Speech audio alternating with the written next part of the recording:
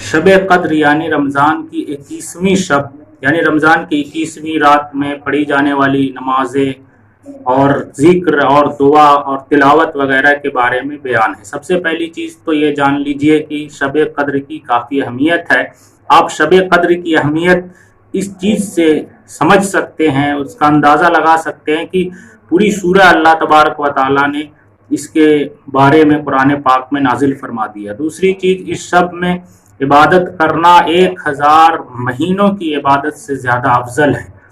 और हुजूर सल्लल्लाहु अलैहि वसल्लम फरमाते हैं, जिसने इस शब में इबादत किया, क़याम किया, उसके पिछले तमाम गुनाह माफ़ कर दिए जाते हैं। और जो है महरूम रह गया, गोया कि उसने काफ़ी कुछ खो दिया।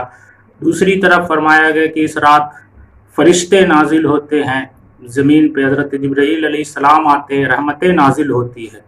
तो काफ़ी बाबरकत रात है। हमें चाहिए कि इन रातों में शब कद्र के बारे में फरमाया गया कि आखिरी अशरे की ताक रातों में उसे ढूंढो, मतलब उन रातों में इबादत करके उसका फ़ायदा हासिल करो।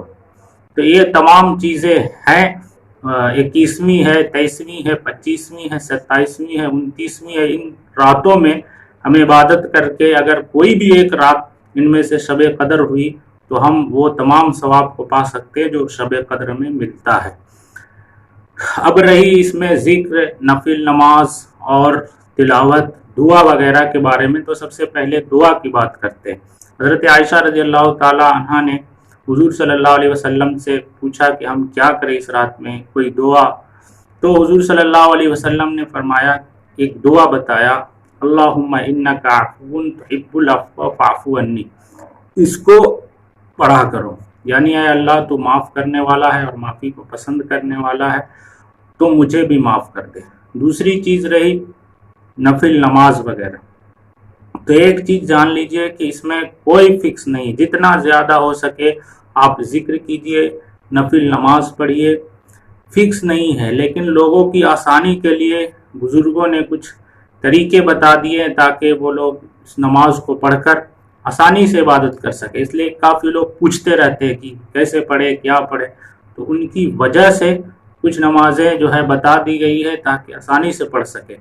जैसे कि 21वीं रात के लिए 4 रकत नफिल नमाज पढ़े इस तरह से कि हर रकत में अल्हम्दुलिल्लाह के बाद इन्ना अंज़लनाहु यानी सूरह कद्र पढ़ें और एक मरतबा सूरह इखलास यानी कुल हुवल्लाहु अहद, दोनों एक एक मरतबा पढ़ें 2-2 रकत करके। और 4 रकत के बाद इस्तिग़फ़ार, दुरूद शरीफ 70 बार पढ़ें।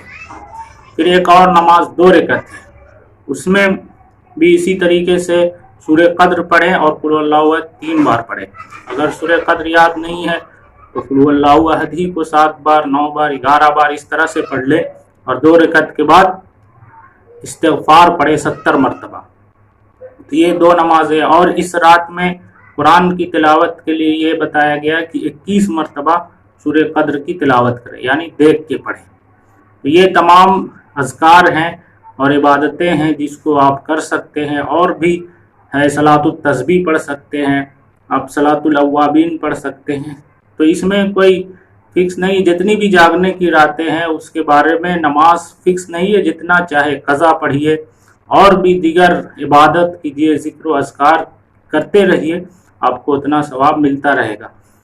लेकिन ये है कि 5 रातें हैं तो ज़्यादा जागना भी मुनासिब नहीं है, तो इसलिए थोड़ा थोड़ा हर रात में इबादत करें और हो सके तो 27वीं को ज़्यादा से ज़्यादा जागने की कोशिश करें। अल्लाह तबारक व तआला की बारगाह में दुआ है कि अल्लाह तबारक व तआला हमें ज़्यादा से ज़्यादा इबादत करने की तौफ़ीक़ व रफ़ीक़ अता फरमाए।